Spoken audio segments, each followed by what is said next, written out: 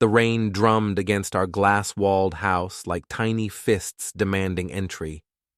I sat in my leather chair, nursing a whiskey and watching the city lights blur through the floor-to-ceiling windows. Seattle at midnight looked like a watercolor painting left in the rain, all soft edges and bleeding colors. Rory's phone buzzed on the coffee table. She'd stumbled in 20 minutes ago, reeking of expensive wine and cheaper perfume, mumbling something about girls' night before collapsing into bed. Classic Rory, all drama and no substance. The phone buzzed again, then again. I'm not usually the snooping type. 15 years of marriage had taught me that some stones are better left unturned. But something about tonight felt different. Maybe it was the way she'd avoided eye contact, or how she'd clutched that phone like a lifeline all week. The screen lit up with another message, no passcode. Rory had always been careless with technology, which was ironic considering I ran a cybersecurity firm. Missing you already, gorgeous. Can't wait for tomorrow night. C. My stomach dropped, but my mind stayed sharp. Years of debugging code had taught me to approach problems methodically. I scrolled up, reading months of messages between my wife and someone named Callum. Jace is working late again. Perfect timing. Your husband sounds boring. I could show you what you're missing. He thinks I'm at yoga. Little does he know. The messages painted a vivid picture of betrayal, complete with photos I wished I could unsee. But the worst part wasn't the affair itself. It was their casual cruelty. They mocked everything about me, from my receding hairline to my pathetic attempts at romance. Then I found the message that changed everything. Can't believe he bought me that necklace for our anniversary. What a sucker. Tonight I can find 2 men half your age. I'd given her that necklace 3 days ago, spent 2 months saving for it, working overtime to afford something I thought would make her happy. She'd smiled, kissed my cheek, and called it sweet. Apparently, sweet was code for pathetic. I set the phone down carefully, my hands surprisingly steady. The old Jace might have confronted her immediately, might have screamed or cried or begged for explanations. But the old Jace hadn't built a successful tech company from nothing. The old Jace hadn't spent years learning that information was power and timing was everything. The new Jace was going to play a different game entirely. I opened my laptop and began typing. If Rory wanted to play with fire, I'd show her what a real inferno looked like. 3 days later, I watched Rory prepare for her spa day with the same attention I'd give to debugging critical code. She hummed while applying makeup, completely oblivious to the storm brewing around her. "Don't wait up tonight," she said, not meeting my eyes. Mira and I might grab dinner after our treatments. Before we dive deeper into this story, I have one small request. Please subscribe, drop a like, comment, and hit that hype button to boost this channel so more people can discover these incredible Reddit stories. Mira Torwin, her best friend and divorce attorney. The same woman who'd been coaching Rory through text messages, helping her cover her tracks. I'd read every word of their conversations, watched them plot my humiliation like generals planning a siege. "Have fun," I replied, kissing her cheek. "You deserve to relax." The irony wasn't lost on me. 20 minutes after she left, I made my first move. A simple phone call to the spa, using Rory's own phone to cancel her appointments. "Hi, this is Rory Velden. I need to cancel my treatments today. Something urgent came up." "Of course, Mrs. Velden. Should we reschedule?" "I'll call back later. Oh, and could you flag my account? I've been having issues with identity theft. Don't accept any appointments unless I provide the security code word, betrayal." Next, I called our credit card company. Another simple conversation, another layer of protection. "I'd like to report suspicious activity on my wife's card. She mentioned someone might have cloned it. Could you freeze it temporarily while we investigate?" "Absolutely, Mr. Arnell. We'll send a new card within 5 business days." By the time Rory arrived at the spa, her perfect day was already crumbling. I imagined her confusion as the receptionist explained the cancellation, her embarrassment as her card was declined, her growing panic as she realized someone was pulling strings behind the scenes. But I wasn't finished. Callum Torvin was everything I wasn't: young, handsome, and completely dependent on his trust fund and social media presence. His Instagram was a shrine to narcissism, filled with gym selfies and motivational quotes that sounded profound until you thought about them for more than 5 seconds. I'd spent the morning studying his digital footprint, mapping his vulnerabilities like a penetration tester probing a network. Callum's weakness wasn't technical, it was his ego. I created several fake accounts across different platforms, each with a carefully crafted persona. Then I began seeding doubt.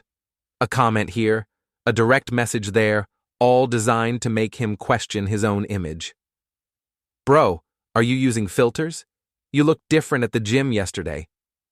Is it just me, or does this guy look way older in person? Saw you at Starbucks. Your personality doesn't match your posts, dude." Within hours, Callum was responding defensively, posting increasingly desperate selfies to prove his authenticity. Each response made him look more insecure, more desperate for validation. My phone rang. Rory's name flashed on the screen. "Jace?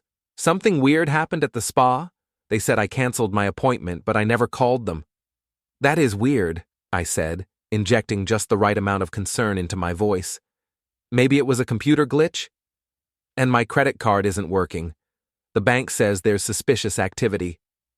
"Honey, that sounds like identity theft. We should be grateful they caught it early. I'll call the bank and sort everything out." "Could you? I'm supposed to meet Mira in an hour, and I look terrible." "You never look terrible," I lied smoothly. "I'll handle everything. Don't worry about it." After she hung up, I allowed myself a small smile. Rory had no idea that her perfect little world was built on sand, and I was about to pull out every grain. Callum thought he was clever.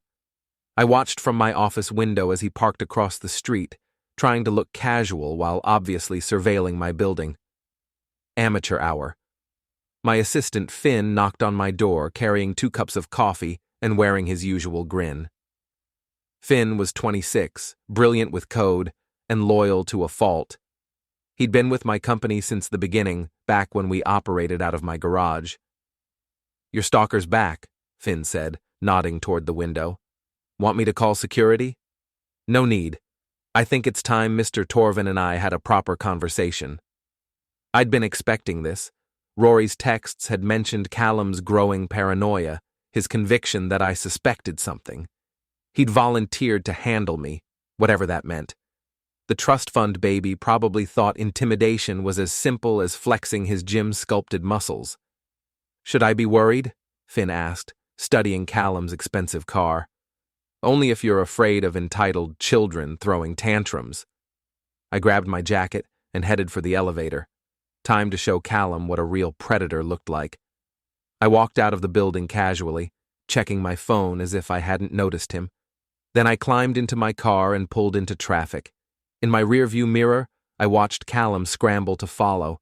For the next 20 minutes, I led him on a tour of downtown Seattle.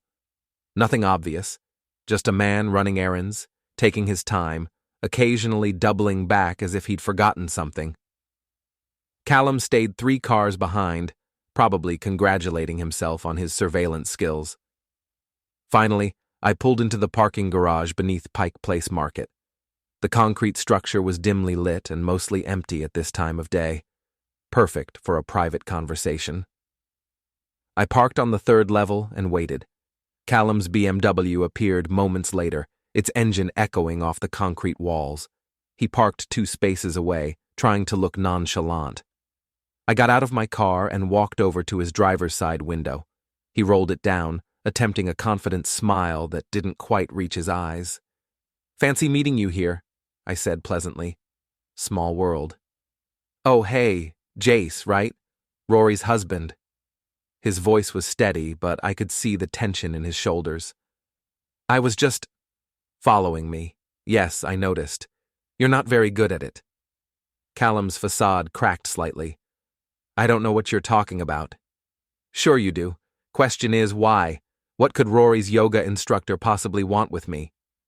I watched his face carefully. Rory had introduced Callum as her yoga instructor, a lie so transparent it was almost insulting. But his reaction told me everything I needed to know. He had no idea I knew the truth. Look, man, I think there's been a misunderstanding. Has there? I leaned against his car door, my voice conversational. Because from where I'm standing, it looks like someone's been playing games they don't understand. Callum tried to start his engine, but I was faster. My hand shot through the window and grabbed his keys from the ignition. Let's have that conversation now, I suggested.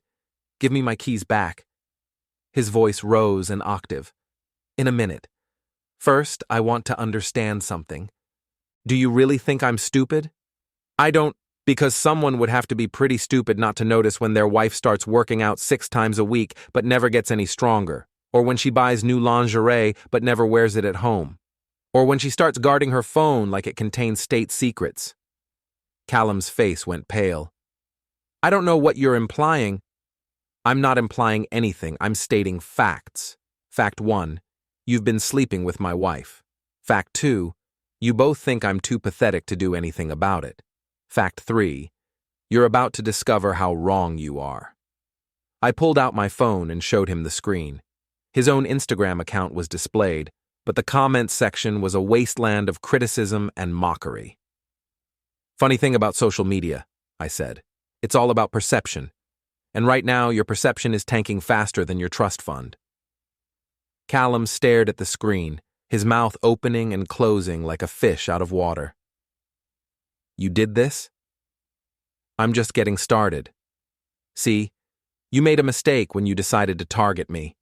You assumed I was weak because I'm not 25 and obsessed with my abs, but weakness and patience aren't the same thing. I tossed his keys back through the window. They landed in his lap with a metallic clink. Here's what's going to happen, I continued. You're going to drive away from here and never contact my wife again. You're going to delete her number, block her on social media, and pretend she doesn't exist. Because if you don't, what happened to your Instagram today will seem like a gentle breeze compared to the hurricane I'll bring down on your pathetic little life. Callum fumbled with his keys, his hands shaking. You can't threaten me. I'm not threatening you. I'm educating you. There's a difference. He started his engine and backed out of the parking space so quickly his tires squealed against the concrete.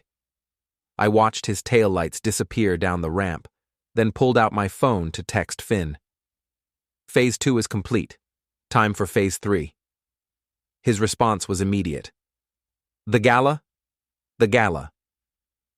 The Emerald City Charity Gala was Rory's Super Bowl, Christmas, and Academy Awards rolled into one glittering event.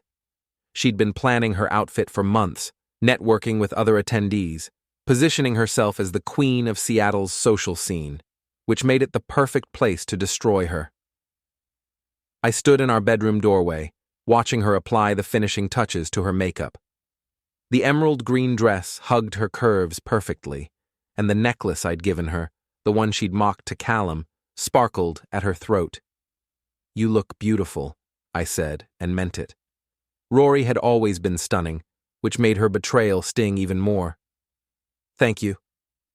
She smiled at me in the mirror, the same smile she'd been giving me for 15 years. Are you sure you don't mind me going alone? I know these events aren't your thing. Actually, I changed my mind. Finn convinced me we should make an appearance. Good for business, you know. The smile faltered for just a moment.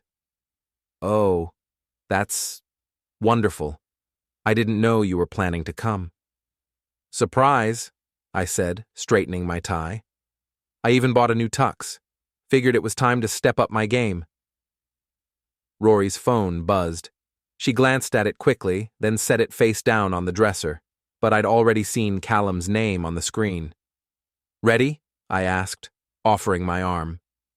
Ready, she replied, but her voice sounded anything but certain. The gala was held at the Four Seasons, in a ballroom that sparkled like the inside of a jewelry box. 500 of Seattle's elite mingled beneath crystal chandeliers, their conversations a symphony of networking and gossip.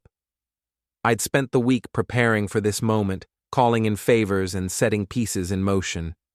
The guest list included several social media influencers who owed their careers to viral moments, 3 gossip bloggers who'd sell their grandmothers for a good story, and half a dozen business contacts who trusted my judgment implicitly. Jace! Rory! Mira Torwin glided toward us, resplendent in silver silk. Her smile was predatory, all teeth and no warmth. You both look amazing.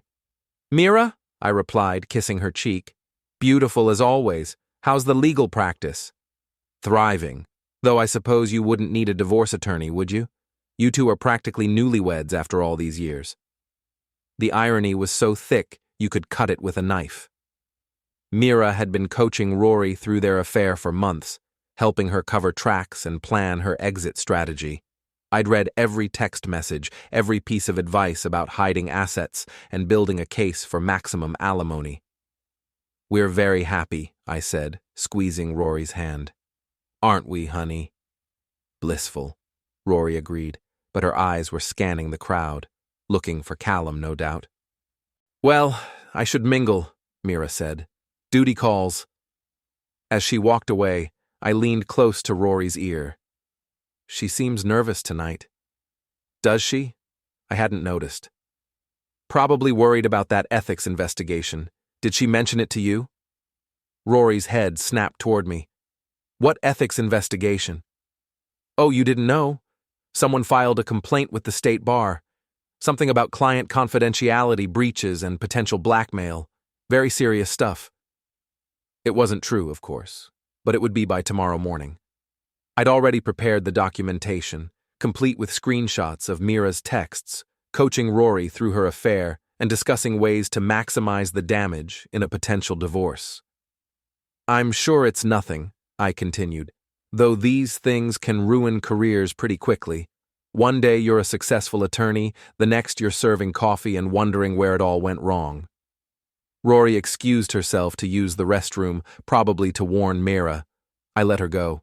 It wouldn't matter. Across the ballroom, I spotted Callum near the bar. He looked uncomfortable in his rented tux, like a child playing dress-up. Our eyes met, and I raised my champagne glass in a mock toast. He turned away quickly, but not before I saw the fear in his expression. My phone buzzed with a text from Finn. Package delivered. VIP bathroom, second stall. Perfect timing. I made my way through the crowd, stopping to chat with business associates and social media personalities. Each conversation was carefully orchestrated, planting seeds that would bloom into full-fledged gossip within hours. Have you seen Callum Torvin's latest posts? Something seems off about him lately. I heard Rory Velden's been having some personal issues. Stress, maybe? Did you know Mira Torwin is under investigation? Makes you wonder about her other clients. By the time I reached the bathroom, the trap was set. All I needed was the right moment to spring it. That moment came 20 minutes later, when Rory emerged from the ladies' room looking flustered and immediately headed for Callum. I watched them have a heated, whispered conversation near the silent auction tables, their body language screaming guilt and panic. Then Callum made his fatal mistake. He grabbed Rory's arm and pulled her toward a service corridor, probably hoping for privacy. Instead, he walked directly into the path I'd prepared. The service corridor led to a small storage room that the hotel used for extra linens and supplies. It also happened to be monitored by security cameras that fed directly to the main desk, where my friend Jake worked as head of security. Jake owed me a favor from a few years back when I'd helped his daughter with a cyberbullying situation. Tonight, he was returning that favor by ensuring the right people saw the right footage at exactly the right moment. I checked my watch. In 30 seconds, Callum and Rory would discover they weren't as alone as they thought. In 60 seconds, half the gala would be buzzing with rumors. In 5 minutes, their secret would be the worst-kept secret in Seattle. My phone buzzed with a message from Jake. Showtime. The explosion of gossip was beautiful to watch. It started as whispers near the security desk, spread through the social media influencers like wildfire, and reached critical mass when someone posted a blurry photo on Instagram with the caption, "Spotted. Major drama at tonight's gala. Someone's getting caught." I positioned myself near the ballroom entrance, champagne in hand, watching the chaos unfold with the detached interest of a scientist observing an experiment. Rory and Callum returned from their private conversation to find hundreds of eyes tracking their every movement. The smart play would have been to separate immediately, but panic makes people stupid. Instead, they huddled together like survivors of a shipwreck, their guilty expressions confirming every whispered suspicion. "Jace?" Mara appeared at my elbow, her face pale beneath expertly applied makeup. "We need to talk." "Of course. What's on your mind?" "You know exactly what's on my mind. This ethics investigation. What about it?" "It's fabricated. You're trying to destroy my career." I sipped my champagne thoughtfully. "That's a serious accusation, Mara. Are you suggesting I'd file false complaints with the state bar? Because that would be illegal." "You bastard. Careful. We're in public, and your reputation is already hanging by a thread. One more outburst and people might start wondering if the stress is getting to you." Mira's hands trembled as she clutched her purse. Inside that purse, I knew, was her phone, filled with months of incriminating text messages that would soon become evidence in her ethics hearing. "What do you want?" she whispered. "Nothing from you? You've already given me everything I need." Across the room, Callum was having his own crisis.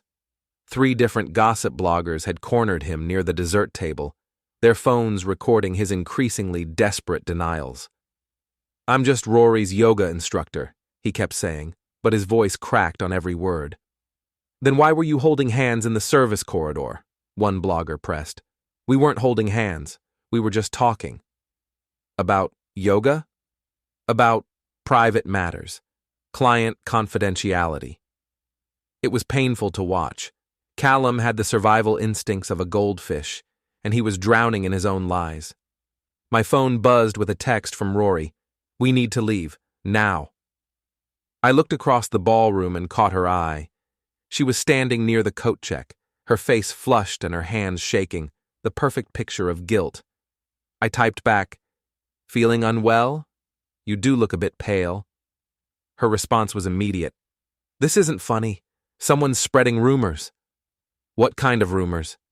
"You know what kind." I walked over to her slowly, letting every step build tension. Other guests watched our approach with barely concealed excitement, sensing drama in the air. "Ready to go?" I asked loudly enough for nearby eavesdroppers to hear. "Please," she whispered. "Of course. You've had such a long week with all those yoga classes. You must be exhausted." Rory flinched at the emphasis on yoga classes, but nodded mutely. As we collected our coats, I made sure to stop and chat with several key people, each conversation designed to fan the flames of speculation. "Rory's not feeling well," I explained to Margaret Chen, the city's most prolific gossip columnist. "All this stress from her new fitness routine. You know how it is when someone suddenly changes their entire lifestyle." Margaret's eyes lit up like Christmas morning. "Oh yes, I've noticed she's been looking different lately. More energetic." "Exactly. Though I worry she might be overdoing it. Sometimes when people start new activities, they get obsessed. Spend all their time at the gym, buy new clothes, change their whole personality. It can be concerning for a spouse." "I'm sure it can be," Margaret agreed, already composing her next column in her head. The drive home was silent, except for the rain pattering against the windshield. Rory stared out the passenger window, her reflection ghost-like in the glass. "Bad night?"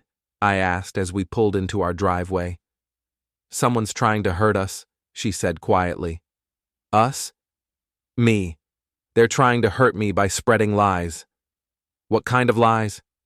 She turned to look at me, and for a moment I saw the woman I'd fallen in love with 15 years ago. Vulnerable, uncertain, human. "Jace, I need to tell you something." "I'm listening." There have been rumors about me and someone else. They're not true, but people are talking. I parked the car and turned off the engine. What kind of someone else? It doesn't matter because nothing happened, but I'm worried people will believe the gossip. Should I be worried?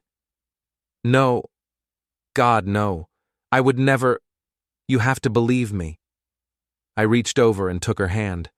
Her wedding ring felt cold against my palm. I believe you, I lied. But maybe we should be more careful about appearances. You know how people talk in this city. Relief flooded her face. Yes, you're right. I'll be more careful. Good. Starting tomorrow, maybe we should spend more time together. Date nights, weekend trips, that sort of thing. Show everyone how solid our marriage is. That sounds perfect. I squeezed her hand gently, then released it. I love you, Rory. I love you too. Another lie, but a useful one. Because tomorrow, when the real storm hit, she'd remember this moment of false security. She'd remember thinking she was safe, and that would make her destruction so much sweeter.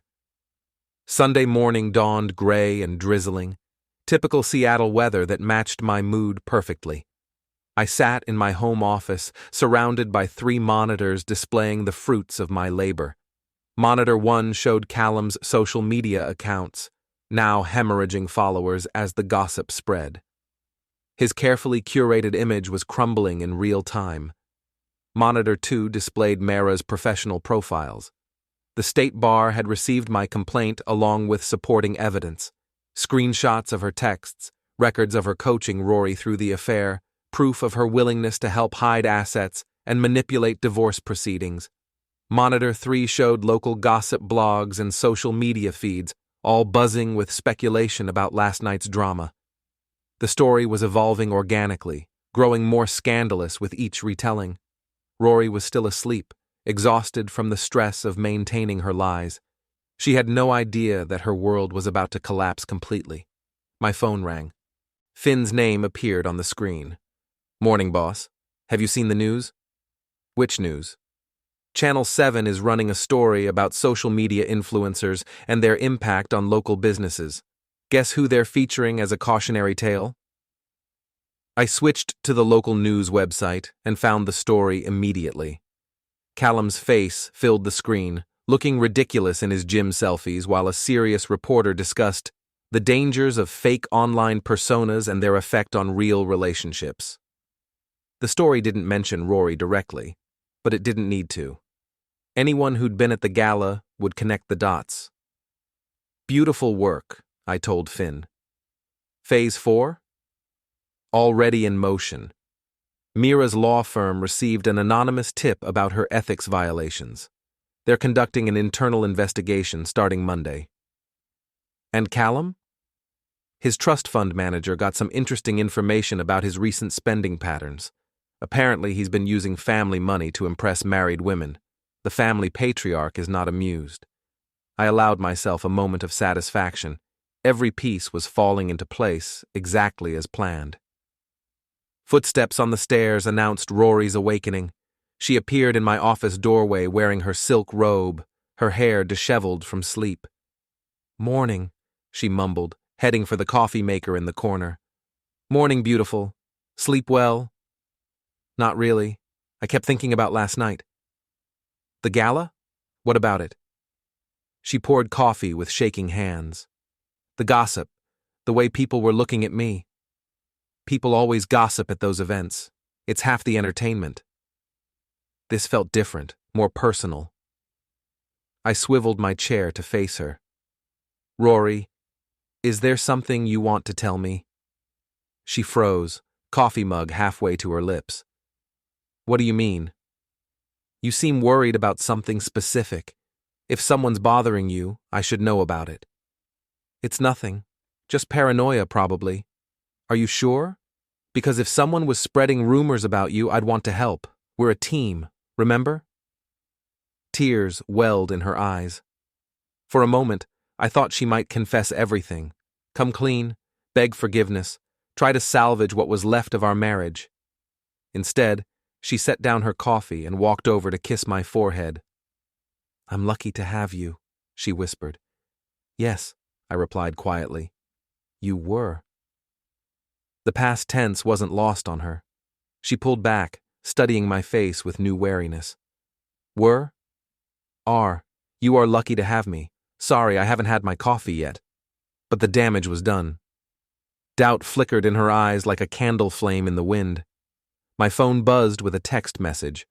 Unknown number, but I recognized the writing style immediately. We need to talk. Meet me at Pike Place in 1 hour. C. I showed the message to Rory. Do you know anyone with this number? Her face went white. No, I have no idea who that could be. Weird. They seem to know me, though. Should I be worried? Maybe you shouldn't go. Why not? If someone wants to talk, I'm happy to listen. Unless you think it might be dangerous. I just have a bad feeling. About a stranger wanting to meet for coffee?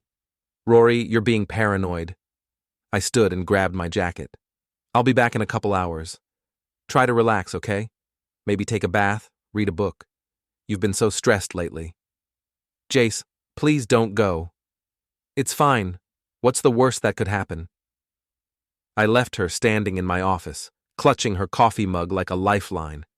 In the rearview mirror, I saw her watching from our bedroom window as I drove away. Pike Place Market on Sunday morning was a tourist paradise, crowded with visitors sampling local coffee and browsing artisan crafts. I found Callum near the fish market, trying to look casual while obviously scanning for threats. He'd aged 5 years in the past week. His usual confidence had evaporated, replaced by the hunted look of a man who'd finally realized he was out of his depth. You came, he said as I approached. You asked nicely. What can I do for you, Callum? You can stop. Whatever game you're playing, just stop. I'm not playing any games. I'm a simple businessman living a quiet life with my wife. Cut the act. I know you're behind everything. The social media attacks, the gossip at the gala, probably even that news story this morning. I bought a coffee from a nearby vendor, taking my time with the transaction. Let him sweat a little longer. That's quite an accusation, I finally said. Do you have any proof? I don't need proof. I know. Knowing and proving are different things. You should ask Mira about that. Oh wait, you probably can't. I hear she's having some professional difficulties. Callum's hands clenched into fists. What do you want? World peace, an end to hunger, maybe a decent cup of coffee that doesn't cost $6. I'm serious. So am I. Those are all worthy goals. What do you want from me? I sipped my overpriced coffee and considered the question. Nothing, actually. You've already given me everything I needed. Which was what? The truth about my wife, the truth about you, the truth about people I thought were friends. Callum's anger crumbled, replaced by something that might have been remorse. Look, about Rory. What about her? It wasn't... we didn't plan for it to happen. Oh, I see. You accidentally started an affair. How does that work exactly? Did you trip and fall into her bed? It's not like that. Then what is it like? Enlighten me. Callum looked around nervously, as if expecting paparazzi to emerge from behind the fish stalls. She was unhappy, lonely. You were always working, never paying attention to her. So you decided to help. I was being a friend. Is that what you call it? Friendship? At first, yes, but then things changed. Things changed or you changed them. Does it matter? I finished my coffee and tossed the cup in a nearby trash bin. Not anymore. What's that supposed to mean? It means we're done here. You've served your purpose. My purpose? You showed me who my wife really is. Who she's always been, probably. I should thank you. Callum grabbed my arm as I turned to leave. You're going to destroy both of us, aren't you? I looked down at his hand on my sleeve, then back at his face. I'm not going to destroy anyone. You've done that yourselves. Please. I'll leave town. I'll never contact her again. Just... please. Too late for that. The wheels are already in motion. What wheels? I smiled. the expression feeling foreign on my face. You'll find out soon enough. Both of you will. I walked away, leaving him standing among the tourists and fish vendors, looking lost and broken. Behind me, I heard him calling my name, but I didn't turn around. The game was almost over. Time for the final move. Monday morning arrived with unusual sunshine, as if the city itself was celebrating the end of my long campaign. I sat on our rooftop garden, coffee in hand, watching Seattle wake up below me. My phone had been buzzing all morning with notifications, but I ignored them. Today was about savoring the moment, not managing the aftermath. Rory emerged from the house, still in her pajamas, clutching her own phone like a weapon. Jace, we need to talk. Good morning to you too. Beautiful day, isn't it? My phone won't stop ringing. Reporters, friends, even my mother. Everyone's asking about some story. What kind of story? She thrust her phone at me. The screen displayed a local gossip blog with the headline, Seattle Socialite's Secret Affair Exposed. Exclusive photos and messages reveal months of deception. Below the headline was a photo from the gala, Rory and Callum in the service corridor, their body language unmistakably intimate. The story included screenshots of their text messages, carefully edited to remove anything that might implicate me while preserving every cruel comment about our marriage. This is fake, Rory said desperately. Someone doctored these messages. Did they? Because they look pretty authentic to me. You have to believe me. I would never. Never what? Never mock our anniversary gift to your lover? Never plan to humiliate me at public events? Never conspire with your best friend to take half my assets in a divorce? Rory's face crumbled. You know. I've known for months. Then why didn't you say anything? I stood up, setting my coffee on the small table between us. Because I wanted to understand. I wanted to see how far you'd go, how cruel you could be. And you exceeded my expectations. I can explain. No need. The messages speak for themselves. Those were taken out of context. Which part was out of context? The part where you called me pathetic? The part where you laughed about the necklace I saved for? Or the part where you planned to destroy me financially? Tears streamed down her face, but I felt nothing. The woman I'd loved was gone, replaced by a stranger who'd worn her face while betraying everything we'd built together. I made mistakes, she whispered. You made choices. There's a difference. What happens now? I pulled out my phone and showed her the screen.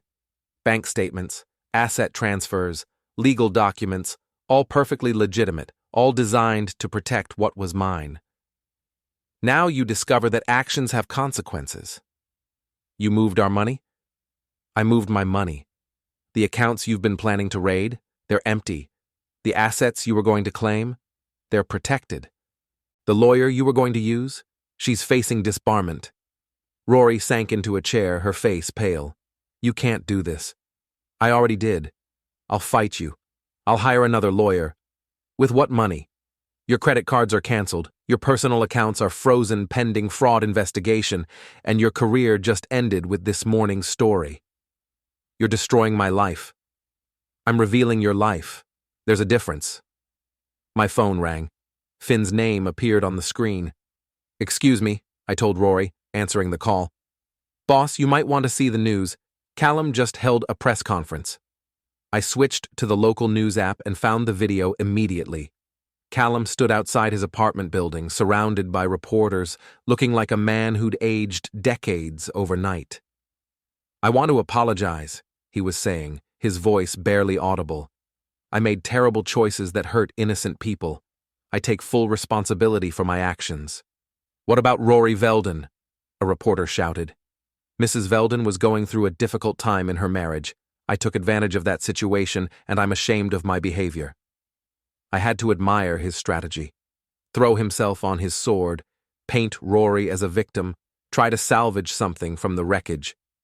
Too bad it wouldn't work. Are you saying she was an unwilling participant? Another reporter pressed. Callum's composure cracked. That's not what I meant. Because we have text messages suggesting otherwise. The camera zoomed in on his face as he realized the trap he'd walked into.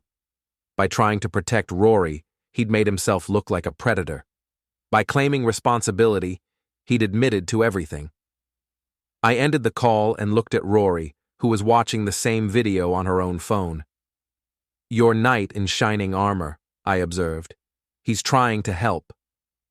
He's trying to save himself, and failing spectacularly." Rory set down her phone and looked at me with something that might have been respect. "You planned all of this." I responded to what you gave me. You created the affair, the lies, the conspiracy with Mira. I just amplified the consequences. How long have you known? Since the night you came home drunk and left your phone unlocked. The night you told me you could find 2 men half my age. She winced at the memory. That was the alcohol talking. No, that was you talking. The alcohol just made you honest. So what now? Divorce? Eventually. But first, you get to experience what it's like to lose everything you care about. Your reputation, your friends, your financial security, all of it. I still love you.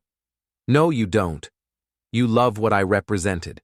Security, stability, someone to fall back on while you played your games. But you never loved me. That's not true. Then why did you stay with Callum for months? Why did you mock me to your friends? Why did you plan to take everything I'd worked for? She had no answer, because there wasn't one that wouldn't damn her further. I walked to the edge of the rooftop and looked out over the city. Somewhere down there, Callum was probably hiding in his apartment, watching his life implode on social media. Mira was likely meeting with her firm's partners, trying to explain away the evidence of her ethical violations. And Rory was sitting behind me, finally understanding that her actions had consequences. Tonight, I found 2 people who lost everything, I said quietly. Not half my age, just half as smart. The rain started again, gentle drops that would soon become a downpour. I finished my coffee and headed for the stairs, leaving Rory alone on the rooftop with the wreckage of her choices. Tomorrow, I'd start building something new. Tonight, I was going to enjoy watching the old world burn. The game was over. I had won.